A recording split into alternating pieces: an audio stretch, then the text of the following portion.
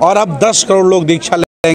নমস্কার বন্ধুরা, এই মুহূর্তে যে ভিডিওটি আপনাদের দেখাবো সেখানে বলা যায় যে এই ভিডিও যদি ভাইরাল হয় তাহলে যারা যে সমস্ত নিচু জাতের মানুষেরা যাদেরকে মগজ ধোলাই করে হিন্দু রাষ্ট্রের ভাইরাস ঢুকিয়ে দিয়েছে সে সমস্ত মানুষগুলো তাদের মানে সুমতি হবে আর কি, তাদের মতিগতি ঠিক হবে। কারণ লাগাতার গত এক মাস ধরে আপনারা দেখেছেন যে ভারতবর্ষের বিভিন্ন প্রান্তে দলে দলে মানুষ, মানে হাজারে হাজারে লাখে লাখে কিন্তু মানুষ বৌদ্ধ ধর্ম গ্রহণ করছেন। বৌদ্ধ ধর্ম গ্রহণ নয়, এটাকে বলা যায় ঘর বাপসি। কারণ আপনারা জানেন সম্রাট অশোকের সময় ভারতবর্ষে প্রায় 97% মানুষ বুদ্ধিস্ট ছিলেন, অর্থাৎ আমাদের পূর্বপুরুষ প্রায় সবাই বুদ্ধিস্ট ছিলেন। অর্থাৎ আজকে যারা ভারতবর্ষে বলুন মানে যারা মুসলিম তারাও কিন্তু বুদ্ধিস্ট ছিলেন।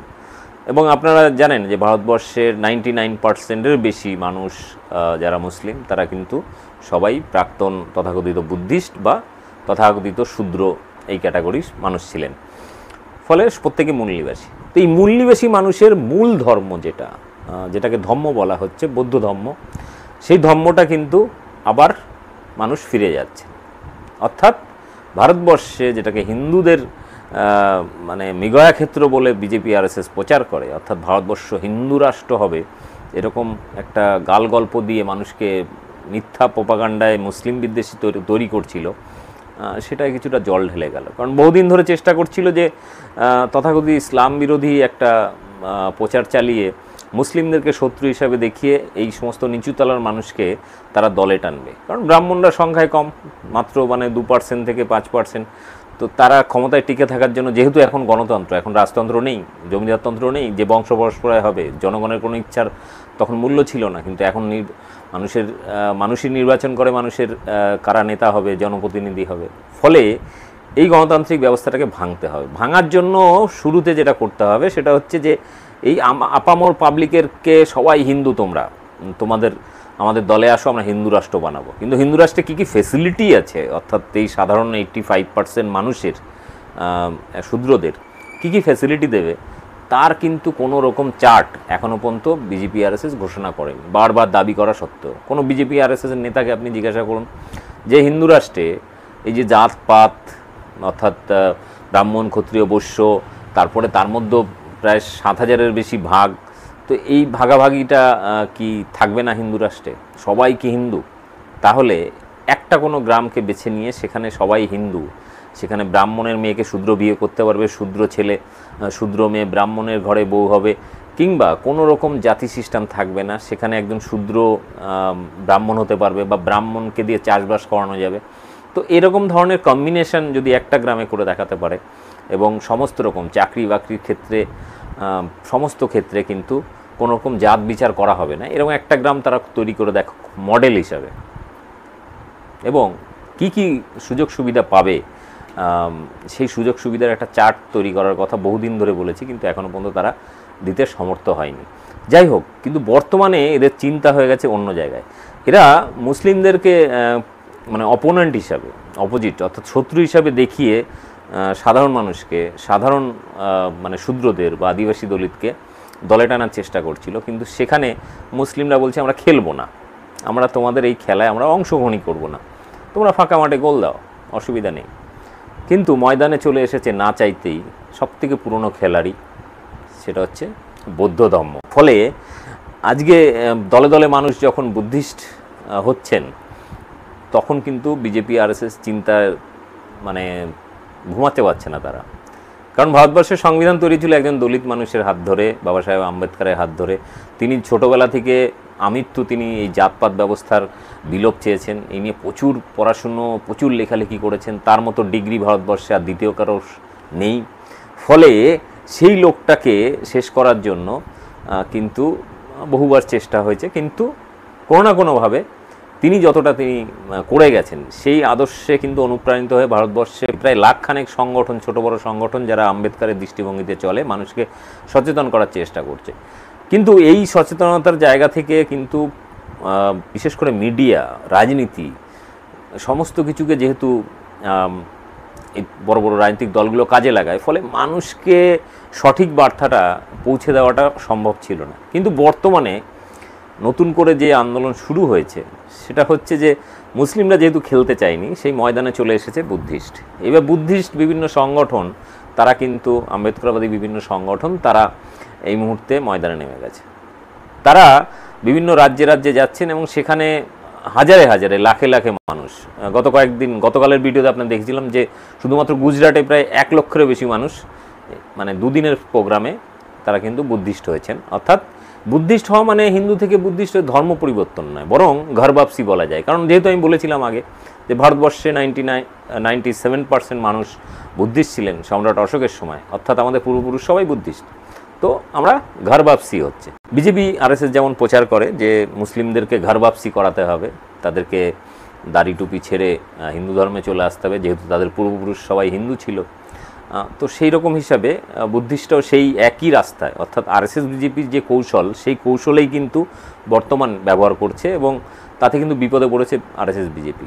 ফলে এই সমস্ত প্রক্রিয়ার বিরুদ্ধে তারা আইনি প্রক্রিয়া শুরু করার চেষ্টা করছে। সম্প্রতি মানে বিজেপির প্রচুর নেতারা দাবি তুলেছেন যে এই ধর্ম পরিবর্তনটাকে বন্ধ করার জন্য মানে সুপ্রিম কোর্টে কেস করার চিন্তাভাবনা করছেন। কিন্তু যাই হোক, বর্তমানে এই যে ধর্ম পরিবর্তনের জোয়ার, সেটা নিয়ে কিন্তু আরও বেশি চাপে পড়তে চলেছে।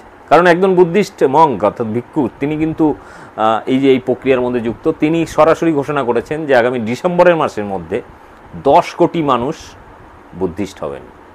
আপনারা দেখাবো ভিডিওটি এবং প্রত্যেকে অনুরোধ করবো ভিডিওটি সম্পূর্ণ দেখবেন এবং অবশ্যই শেয়ার করবেন। আর যারা আমার চ্যানেল নতুন দেখছেন তাদেরকে বলে দিই, আমার এই চ্যানেল অবশ্যই সাবস্ক্রাইব করুন, কারণ এই চ্যানেলে সর্বদা মানবতার কথা বলে, সম্প্রীতির কথা বলে এবং খেটে খাওয়া মানুষের, মূলনিবাসী মানুষের, সংখ্যাগরিষ্ঠ মানুষের অধিকারের কথা বলে। তো চ্যানেলটি সাবস্ক্রাইব করুন আর ভিডিওটি সম্পূর্ণ দেখুন এবং অবশ্যই ব্যাপক হারে শেয়ার করুন। दिल्ली से आगाज हुआ और चिंगारी लगी लखनऊ में, अब हम जम्मू कश्मीर जा रहे हैं। इसके बाद गुजरात जा रहे हैं, पटना जा रहे हैं, देहरादून जा रहे हैं, जयपुर जा रहे हैं, रांची जा रहे हैं। हर राज्य में 1-1 लाख लोग दीक्षा लेने वाले हैं और अब 10 करोड़ लोग दीक्षा लेंगे। हमारी पाठशाला ने 1250 साल देश पर शासन किया है। हमारे लोग निठल्ले और निकम्मे हो गए तो मोदी जैसे लोग देश पर काबिज हो गए, लेकिन अब हम अपने लोगों को समझा ले रहे हैं, उनकी घर वापसी करा रहे हैं। अब बौद्ध धर्म के लोग होंगे 80% और हिंदू हो जाएंगे 12%, पक्का आंकड़ा तय है। लेकिन जो हिंदू धर्म के लोग हैं वो कह रहे हैं कि ये समाज को तोड़ रहे हैं, धर्म को तोड़ रहे हैं जो बौद्ध धर्म के लोग हैं। मैं पूछता हूँ आपसे, मैं कहता हूँ मैं शराब नहीं पीता, अब शराब बनाने वाली फैक्ट्री वाला मेरे खिलाफ आंदोलन चलाए, ठेका शराब बेचने वाला मेरे खिलाफ आंदोलन चलाए, तो मैं क्या करूँ? मेरा मन में नहीं पी रहा शराब, तो वैसे ही मैंने कहा कि मैं नहीं मानता। तुम्हारी औकात है तो तुम भी कह दो कि मैं बुद्ध और अम्बेडकर को नहीं मानता, बात साफ साफ हो जाएगी। इसमें भावना आयत करने वाली बात क्या है? ये छलावे हैं, झूठे हैं, ये SC OBC वाले भोले भाले लोग हैं, ये समझ नहीं पाए थे, इसलिए ये लोग काबिज हो गए हैं। अब बहुत जल्दी ये वापस जाने वाले हैं, या तो ये सुधर जाएंगे या तो देश छोड़ के चले जाएंगे। अभी तो ये अंगड़ाई है, आगे और लड़ाई है। दिल्ली से शुरुआत हुई, लखनऊ तक चली गई। मैं अब जम्मू कश्मीर जा रहा हूँ, सूरत गुजरात जा रहा हूँ, पटना जा रहा हूँ। जब तक 10 करोड़ लोगों को बौद्ध नहीं बना दूंगा, शांत नहीं बैठूंगा। बौद्धों की संख्या होगी 80%, हिंदू अल्पसंख्यक हो जाएगा, तब इनके समझ में आ जाएगा कि हिंदू राष्ट्र होता है कि बौद्ध राष्ट्र होता है। हिंदू राष्ट्र से सर दिक्कत क्या है सर आपको? एक्चुअली ये नेचुरली देश धर्मनिरपेक्ष देश है। ये किसी मंदिर से नहीं चलता, किसी गीता पुराण से नहीं चलता, ये संविधान से चलता है। और संविधान की जो मूल भावना है वो धर्मनिरपेक्ष भारत की है। अलग अलग संस्कृति, अलग अलग भाषा, अलग अलग पहनावा, ये लोग कभी एक रंग में नहीं रख सकते हैं। ये अलग अलग भाषा और अलग अलग देश, अलग अलग रंग का देश है। मैं वही चाहता हूँ। जो लोग आरोप लगा रहे हैं वो अपना गिरेबा झांकें। जब हमने उन्हें राजा बनाया तब उन्होंने चंद्रगुप्त मौर्य के खानदान के सर काटे। एक बार फिर राजा बनाया श्रवणकोर में, उन्होंने स्तन का हमसे कर लिया है, स्तन ढकने का। एक बार फिर इन्हें राजा बनाया तो उन्होंने पीछे झाड़ू और आगे मटका बंधवाया है। लेकिन हमारे SC OBC वाले लोग भूल गए थे, ये बेहोश हो गए थे, ये लोग समझ नहीं पाए चालबाजों को, मदारियों को। लेकिन अब समझ गए हैं, सब घर वापसी पे लगे हैं। अब देखना नया काम होगा, उनका पद नहीं जाएगा और अब और बड़ा पद आने वाला है। आप चिंता मत करिए, व्यक्ति बड़ा नहीं होता, संगठन बड़ा नहीं होता, विचारधारा बड़ी होती है। करोड़ों लोग बुद्ध के आंदोलन में, बाबा साहब के आंदोलन में चल पड़े हैं। अब होगा वो देखते रहिए। अकबर साहब के जो है सपोर्ट में नहीं आया गौतम जी की? कोई बात नहीं, उनको अपनी कुर्सी बचाने दो, मुझे देश बचाने दो। लड़ाई आमने सामने की होगी। मैं तो फ्री बिजली फ्री पानी का बहुत बड़ा विरोधी हूँ। मुझे शिक्षा फ्री दो ना, ये बिजली पानी खरीद लूँगा तुमसे।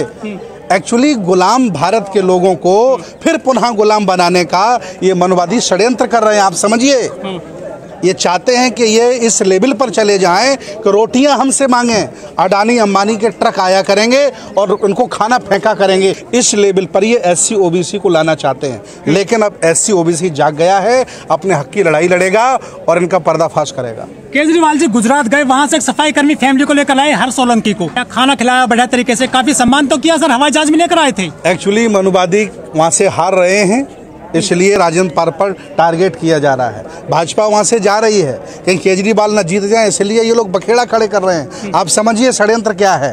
देश उनसे चल नहीं रहा है, जबरदस्ती चलाने का षड्यंत्र कर रहे हैं। और गोदी मीडिया उन्होंने खरीद लिया, सारी एजेंसियां खरीद ली हैं। लेकिन अब बहुजन बुद्ध के आंदोलन पर चल पड़ा है। केजरीवाल आपके हितैषी हैं?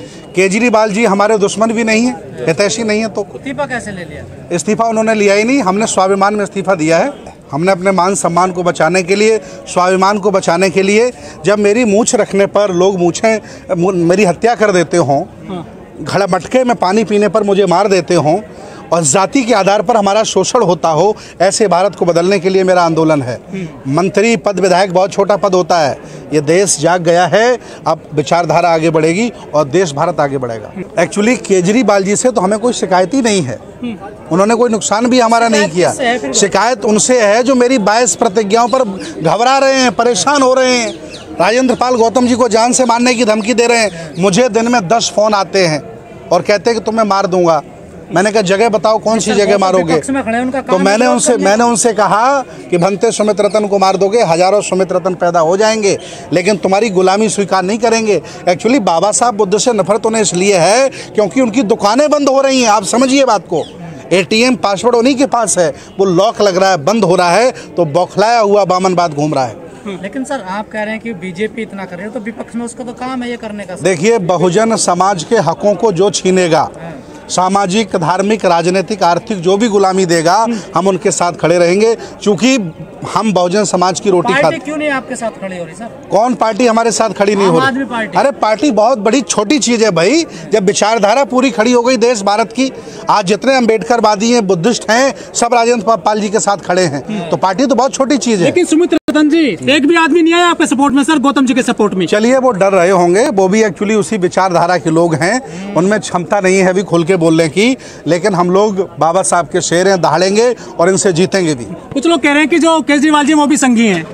हाँ, वो खुद स्वीकार करते हैं, इसमें हमें कहने की जरूरत का, उन्होंने खुद स्वीकार किया है कि मेरा बचपना RSS में गुजरा है, तो हमें बार बार कहने की क्या जरूरत है? वो कह रहे हैं कि हम कृष्ण के वंशज हैं, कंसों को नहीं छोड़ेंगे। किसकी तरफ इशारा? कोई बात नहीं, वो जिसके वंशज हैं बने रहें। जो अच्छा कार्य करेगा, जो सबको लेकर के चलेगा, उसका साथ दिया जाएगा, और जो नफरत फैलाएगा, भारत को तोड़ेगा, उसको देश से भगाया जाएगा। हिंदू देवी देवताओं का अपमान सहा नहीं जाएगा। हिंदू देवी देवताओं का अपमान हुआ कब? मैंने ये कहा कि मैं तुम्हें नहीं मानता, तुम्हारी जो औकात हो तुम ये कह दो मैं बुद्ध अम्बेडकर को नहीं मानता, मुझे कोई तकलीफ नहीं होगी।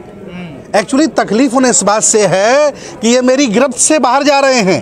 ये SC OBC के गुलाम लोग, ये घर वापसी करके इनकी कस्टडी से, इनके मंदिर पे जो चढ़ावा चढ़ाते थे, ये गिरफ्त से बाहर निकल रहे हैं। ये तकलीफ है। लिया गया है या फिर दिया गया है? स्वाभिमान में इस्तीफा दे दिया है, स्वाभिमान में, क्योंकि विचारधारा बड़ी है, बाबा साहब का आंदोलन बड़ा है, पद बहुत छोटा होता है। लेकिन कहा जा रहा दबाव बनाया गया है राजेंद्र पाल गौतम। ये राजेंद्र पाल गौतम जी से पूछिए, मैं बौद्ध भिक्षु हूँ, मेरा काम है उनका सपोर्ट करना, क्योंकि राजेंद्र पाल गौतम जी विचारधारा को आगे बढ़ा रहे हैं, बाबा साहब के आंदोलन को आगे बढ़ा रहे हैं, हम लोग सब उनके साथ खड़े हैं। जी, तो समाज के रूप में तो नाराजगी होंगी ना केजरीवाल के प्रति? होगी या नहीं होगी, केजरीवाल जी खुद बताएंगे, राजेंद्र पाल गौतम जी बताएंगे। मुझसे आपको क्या पूछना है, हमसे पूछिए आप। क्यों आपको नहीं लगता नाराजगी है नहीं है? नहीं, मैंने तो उनसे बात नहीं की ना, मैं मिलने का समय मांगा हूँ, मिलने जाऊंगा अभी। देख रहे हैं ना जो लोग आज आए हैं, इतना बड़ा जो ये भीड़ आई है, आपको इसमें कुछ नजर नहीं आया कि नाराज है? देखिए, अगर नाराज होंगे तब भी वो कुछ बहुजन समाज का नहीं बिगाड़ लेंगे, और खुश होंगे तब भी कुछ नहीं बिगाड़ लेंगे।